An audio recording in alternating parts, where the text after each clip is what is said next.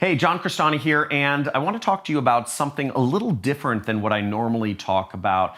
But I've been trying the keto diet the last 60 days, and I'm going to be going over my experience of what happened, and I'll also be talking to you about the foods I was eating, as well as the pros and cons of this kind of new fad diet that maybe you've been hearing about lately. So get strapped in, get ready, let's get into it.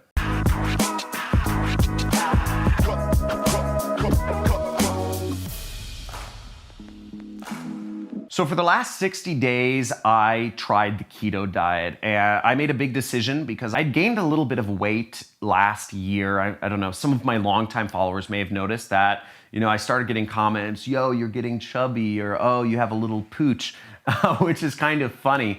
But I just figured I was gonna try one of the more extreme diets I'd heard of, which was the keto diet. And it's a very restrictive diet if you haven't heard about it. I'm gonna go over the foods in just a second here, but I figured I'd give it a try, give it a shot, and just see what happens. Now, if you don't know what the keto diet is, I kind of put what the good foods you can eat and the stuff you really can't eat on the keto diet on this board. So the way the keto diet works is you eat a lot of fats, okay? The diet is supposed to be, I think, 70% fats, 20% protein, 10% carbs, or something like that. But really, it's just a lot of fats right here. To really do this is you eat a lot of meats, a lot of nuts, and a lot of veggies, okay? Veggies such as, I don't know if avocado is a veggie, but veggies don't have a lot of anything in them, so they're generally fine to eat, but meat, nuts, and veggies. Whereas the stuff you can't eat on the keto diet, carbs. Carbs is the biggest thing. You just don't eat carbs. And carbs include breads, they include tortillas, they include pastas, they include muffins, they include croissants, they include sugars and fruits. So don't eat apples, don't eat oranges, don't eat mangoes, don't eat anything with sugar in it, M&Ms, etc. Burger buns, fries. It's just super restrictive. You don't eat tortilla chips. There's just so many things you can't eat when you cut out breads and carbs, which is why keto diet has a reputation for being very restrictive. Now, I tried out this diet, and frankly, my results after 60 days, I started with a weight of 175 pounds. And just to give you a little bit of perspective, I am 5'10". Okay, so this is what I started the keto diet at, and where I ended up is I dropped 2 inches in the, no, I'm joking. Screw that out, bad joke. But I actually, after 2 months, I got down to 160 pounds. So 2 months or 60 days on the keto diet, I lost 15 pounds, which is actually quite incredible. And I'm gonna go over the pros and the cons, and I'll be going over whether I'm continuing the keto diet towards the end of the video.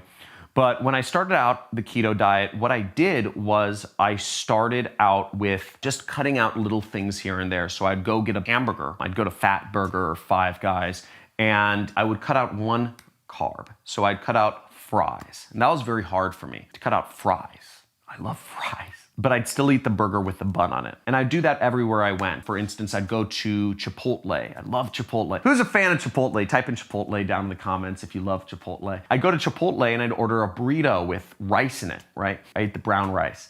And I'd cut out the rice, because rice is a carb. And slowly but surely, I started cutting out things, and that was the first week. Then the second week, what I did was I cut out the tortilla. So I'd just have a burrito bowl.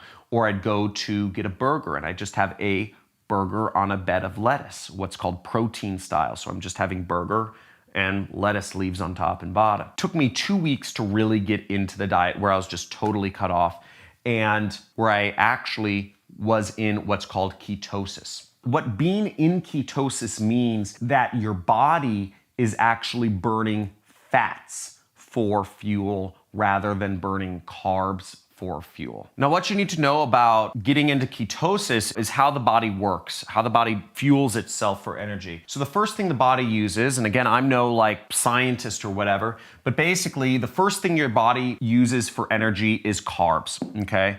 So if you eat a lot of carbs, and this is what athletes do, they'll eat a ton of carbs because carbs provide a lot of energy, but they provide energy bursts, and then they also provide downs. So your body uses carbs for energy and stores the fat, stores the protein. But when you cut out carbs out of the equation, like the keto diet where you're eating barely any carbs. The keto diet, it's recommended you eat less than 40 grams of carbs per day, okay? Just to give you an idea, that's one soda, okay? One can of Coca-Cola contains 40 grams of sugars in it. So you can't even have a whole Coca-Cola.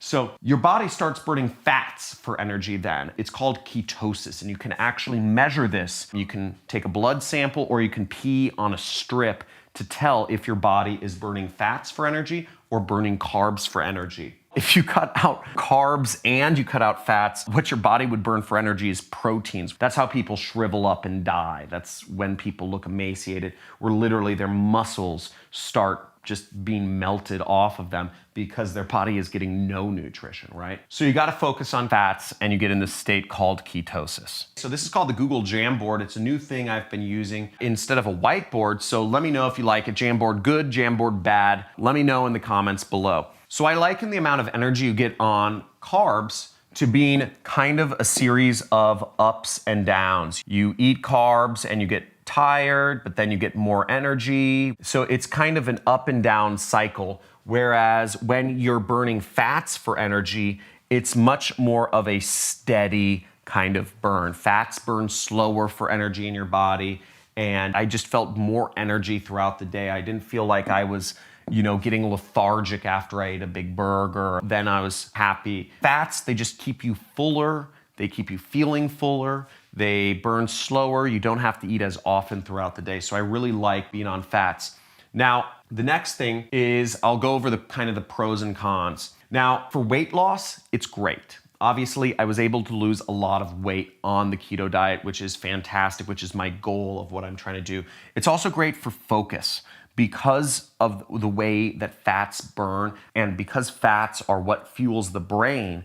Burning fats has just helped my focus, it's helped my mental energy, and my overall physical energy as well, because I'm going through less dips throughout the day. Another reason it helps focus is because it's a restricted diet. I have less things less variables to worry about. Instead of waking up each morning and thinking, ooh, where am I gonna eat for lunch? Do I want Chinese food? Do I want orange chicken? Do I want a burrito? Do I want this? Now, if I go to Mexican food, I'm eating fajitas, okay? If I go to American food, I'm getting like meatloaf or something. If I go to Chinese food, I'm just getting chicken. It's been good for my focus. I think about food less each day because I'm just meat, nuts, and veggies, just simple, straight line. And the other thing I really like about it is that it's measurable. I can tell if I'm in ketosis or not. I can pee on a strip and see if I'm doing the diet right or if I'm doing the diet wrong. Whereas other diets, I feel a little more loosey-goosey. You don't know definitively if you're on or off the diet. Now, as for the negatives, the first 2 weeks of the keto diet kind of suck, okay? Going through a couple days of what is called the keto flu just makes you feel lethargic, okay? It just wasn't fun, just being super lethargic for seemingly no reason. Also, cutting out so many foods that are just normal things that I would eat every day was a bit difficult. It's also very boring. It's a boring diet. Just isn't a lot of stuff to eat. As I said, I go to Mexican food now. It's like fajitas. That's what I eat. I eat fajitas and I eat a lot of guacamole. And it's also just so restrictive. Not being able to eat fries just kills me. Not being able to eat pizza kills me. Not being able to eat tacos kills me. Not being able to eat chips or Cheerios at night kills me inside. It's just so sad. I actually found myself one day, I bought a piece of pizza for my daughter. I was at the supermarket at Whole Foods and I was like, I'm just gonna have one bite of her pizza. That's it. That won't put me over my 40 gram a day, limit of carbs. And I just wolfed the entire thing down in a matter of seconds. It's hard to stay on. And the other thing about the keto diet is it's expensive. I found that in order to just try to eat keto, I buy a lot of nuts. So check this out. So I eat a lot of macadamia nuts. So I shop at Erewhon now, right? I don't know if anybody else shops at Erewhon, but I shop at Erewhon. Macadamia nuts are pretty expensive, but they're super high in fat. They're a great keto food. And I just been eating a lot of these. I'll eat 1 or 2 of these a day, but each of these costs like $6 each or something like that. Another thing I eat a lot of is I eat a lot of nut butter. Here's some nut butter from RX. And again, these are like $2 or $3 per pack. It's like barely any nut butter, but it's made for the keto diet. Another example of something I have a lot of is Bulletproof coffee. So Bulletproof makes themselves good for the keto diet. This has basically fat in it. It has grass, it has butter in it, and MCTs.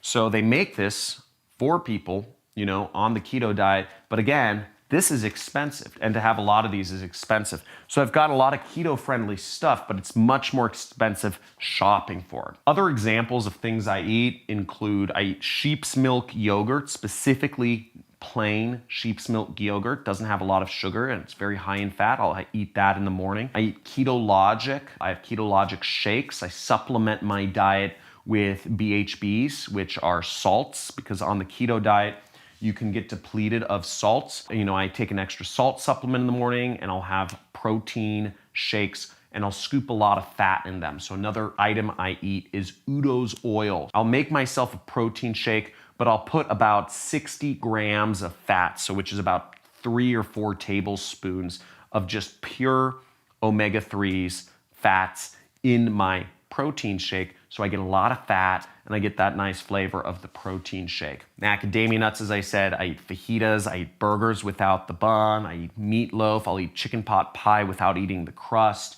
I have tomato bisque soup from BJ's Brewery, but with extra cream in it. I'll have burrito bowls. Chipotle now has keto-friendly burrito bowls. So all of this stuff, that's how I've been on the keto diet. Those are my results. If you have any questions for me about how to do the keto diet or my experience, feel free to ask in the comments below. If you'd like to see more videos about what I've been doing to kind of hack my focus or hack my health, leave a comment. Just say more health stuff. I'd be happy to share the things I'm doing.